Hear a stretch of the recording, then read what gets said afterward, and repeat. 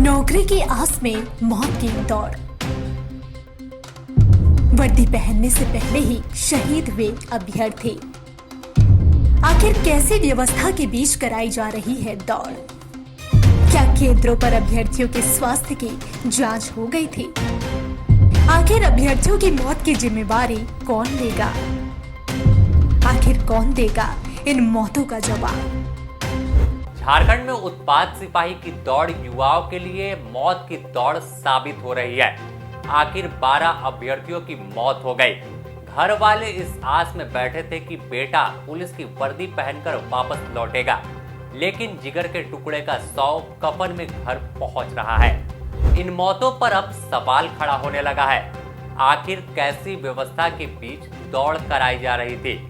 इतनी जल्दबाजी में दौड़ कराने की क्या जरूरत थी? क्या सेंटर पर युवाओं के स्वास्थ्य की जांच की गई थी? आखिर युवाओं की मौत की जिम्मेवारी कौन लेगा?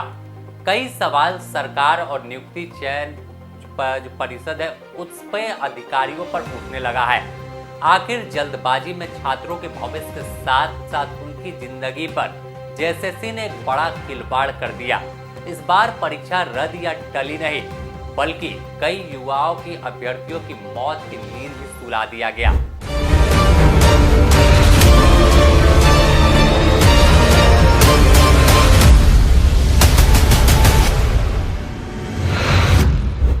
दरअसल झारखंड में 6 से 7 जगहों पर उत्पाद सिपाही की दौड़ कराई जा रही है। इस दौड़ में अब युवा जिंदगी की जंग हारते दिख रहे हैं, लेकिन इतना कुछ होने के बाद भी प्रशासन लिपापोती करने में जुटा है। इस दौड़ में अगर सबसे अधिक मौत की बात करें तो पलामू में हुई है। पलामू में ताजा अपडेट के अनुसार 5 अभ्यर्थियों ने दम तोड़ दिया। इसके अलावा जगुआर में 1, गिरिडीह में 2, हजारीबाग में 2, सीटीसी मूसाबरी में 1 मौत हुई है। आखिर इतनी मौतों के बाद भी व्यवस्था में सुधार क्यों नहीं किया गया? इतना ही नहीं, प्रशासन की तरफ से कोई आधिकारिक बयान भी नहीं आया।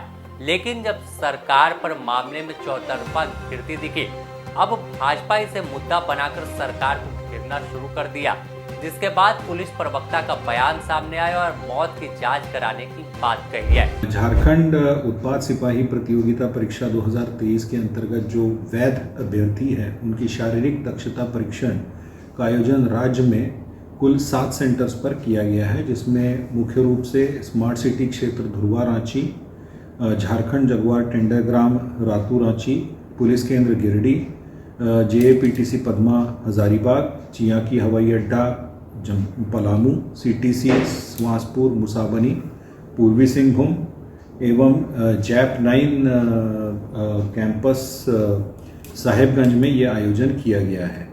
दुर्भाग्यवश कुछ केंद्रों में शारीरिक परीक्षा के क्रम में कुछ अभ्यर्थियों की मृत्यु हो चुकी है।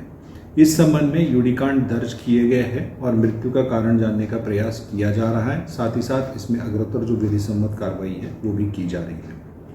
सभी केंद्रों पर अभ्यर्थियों का पारदर्शी चयन प्रक्रिया एवं उनके सहयोग सुविधा के लिए बहुत सारी व्यवस्थाएं की गई है, जिसमें से कुछ सुविधाएं निम्न प्रकार से है।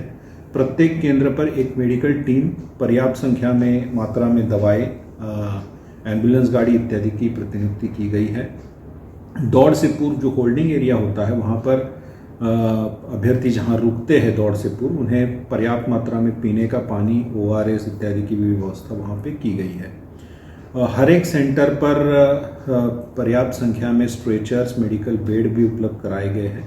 साथ ही साथ ये भी प्रयास किया जा रहा है कि दौड़ जो है प्रातः जल्द से जल्द प्रारंभ करते हुए उसे जल्द पूरा किया जाए, ताकि अभ्यर्थियों को गर्मी का कम से कम सामना करना पड़े। इसके अलावा चलन शौचालय की व्यवस्था सभी जगह की गई है।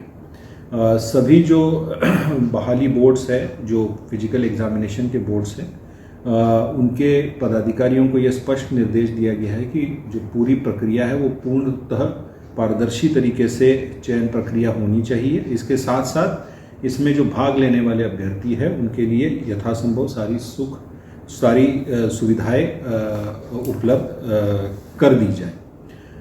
अभी तक 30 अगस्त 2024 तक जो परीक्षा जो कंडक्ट हुई है उसमें कुल 1,27,772 अभ्यर्थियों के द्वारा पार्टिसिपेट किया गया था, जिसमें कुल 78,023 अभ्यर्थी सफल हुए हैं, जिसमें कि पुरुष अभ्यर्थियों की संख्या 56,441 है और जो फीमेल महिला अभ्यर्थी है जो सफल हुई है शारीरिक परीक्षा में, उनकी संख्या 21,582 है।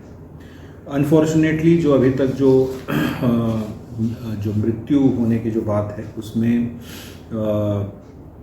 कुल 11 अभ्यर्थियों की जो है मृत्यु हुई है, जिसमें झारखंड जगवार कैंपस में जो बहाली परीक्षा चल रही है उसमें 1, गिरिडीह पुलिस लाइन में 2, हजारीबाग JAPTC पद्मा में 2, पलामू में 4, CTC मुसाबनी में 1 और साहेबगंज में 1 अभ्यर्थी की अनफॉर्चुनेट दुर्भाग्यवश जो है मृत्यु हुई है। इसके कारणों का पता लगाया जा रहा है। इनमें यूडी कांड दर्ज करते हुए विधि सम्मत अग्रतर कार्रवाई भी। साथ ही जिस जगह पर दौड़ हो रही है वहां पूरी व्यवस्था होने का दावा किया गया है। इससे पहले पलामू में भी एक पुलिस अधिकारी का बयान सामने आया था, जिसमें उन्होंने दावा किया था कि और आशंका जताई थी कि अभ्यर्थी किसी दवा का इस्तेमाल कर रहे हैं जिससे मौत हो सकती है। शुरू किए हैं, पहले 2 दिन बहुत ही अच्छी शुरुआत रही। हालांकि हम लोग पहले दिन लेट शुरू किए थे क्योंकि पहला दिन था, सभी चीज़ों को समझने में टाइम लगा, लेकिन उस दिन हम लोग देखे कि बहुत कम ही इस तरह के कैजुअलिटी या बेहोश हो रहे थे, पर ठीक हो जा रहे थे। सेकेंड डे भी क्योंकि बारिश हो रही थी, 2 दिन लगातार अच्छा रहा। तीसरे दिन थोड़ा यहाँ पे पलामू का वेदर थोड़ा गर्म था। तीसरे दिन 10:30-11 बजे के आसपास जो रन कर रहे थे बच्चे 10:30 बजे, उनमें से कुछ बच्चे जो बेहोश होकर गिर रहे थे, तो वो तो एक रीज़न है कि अगर प्रैक्टिस नहीं की है तो उसमें आप अगर अपनी बॉडी को स्ट्रेच करेंगे तो आप बेहोश होंगे।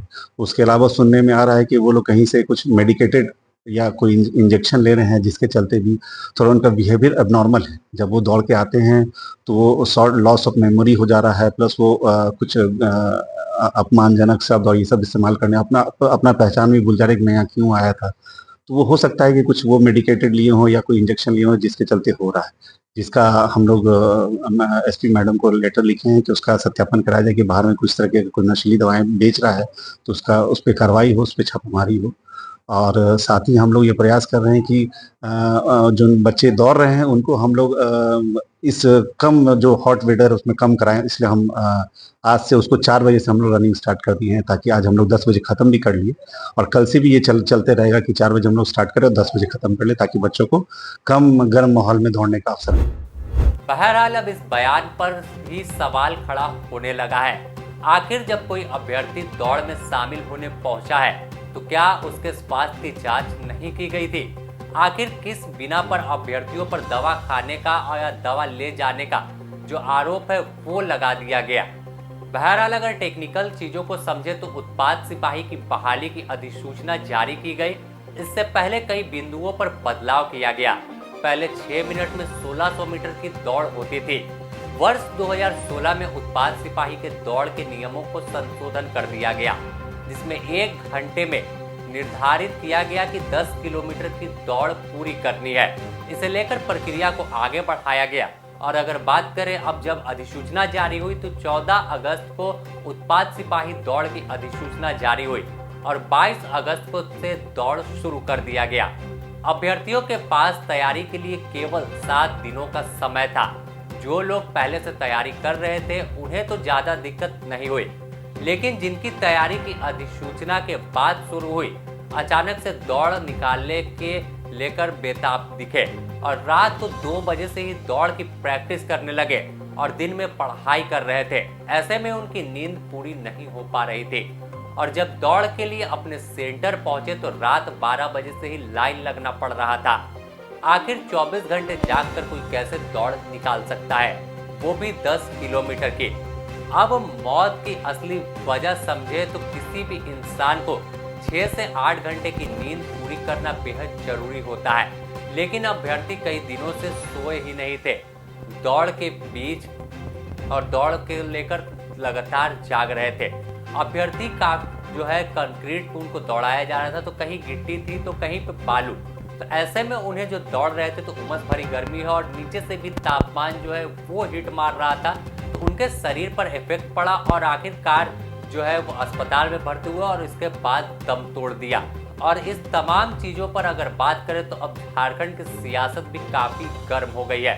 भाजपा इसे मुद्दा बनाकर सीधे तौर पर मौत की दौड़ बता रही है। नेता प्रतिपक्ष अमर कुमार बौरी पलामू के छतरपुर के युवक जिनकी मौत इस दौड़ में हुई है, उनके घर पहुंच गए। वहां पहुंचकर उनके परिवार के लोगों से जानकारी ली और साथ ही इस पूरे जो मौत हुई है उस पर ढाढ़स बंधाया है। इसके अलावा प्रदेश अध्यक्ष बाबूलाल मरांडी ने भी लगातार चौतरफा घेरते हुए सरकार को दिख रहे हैं और कह रहे हैं कि हड़बड़ाहट में जो है दौड़ कराई गई है बिना किसी तैयारी के, जिसका परिणाम मौत हो रहा है और मौत से जो छात्र है वो नौकरी के बदले मौत उन्हें मिल रही है। आपको सुनाते क्या कुछ कहा अमर कुमार बौरी और प्रदेश अध्यक्ष बाबूलाल मरांडी। 5 लाख बेरोजगारों को रोजगार देने का वायदा इस सरकार ने किया था, लेकिन 5 साल में इन्होंने 5 नौकरियां भी ढंग से नहीं देने का काम किया है। अब अंतिम समय में जब यह बहाली निकाला तो 2 साल पहले था, लेकिन बहाली का दौड़ ले रहा है 2 महीने से। मेरा राज्य सरकार से सीधा प्रश्न है कि भाई जनवरी, फरवरी, नवंबर, दिसंबर ये अनुकूल समय होता है किसी भी दौड़ को कंडक्ट कराने के लिए।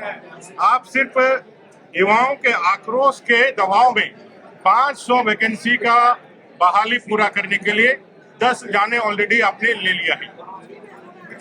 जो मौतें हुई हैं उन मौतों का आपने कोई पोस्टमार्टम नहीं कराया है। जब भी अननेचुरल डेथ होता है तो उसका पोस्टमार्टम एक साधारण प्रक्रिया है जिसका अवहेलना इस राज्य सरकार ने किया है। क्यों किया है?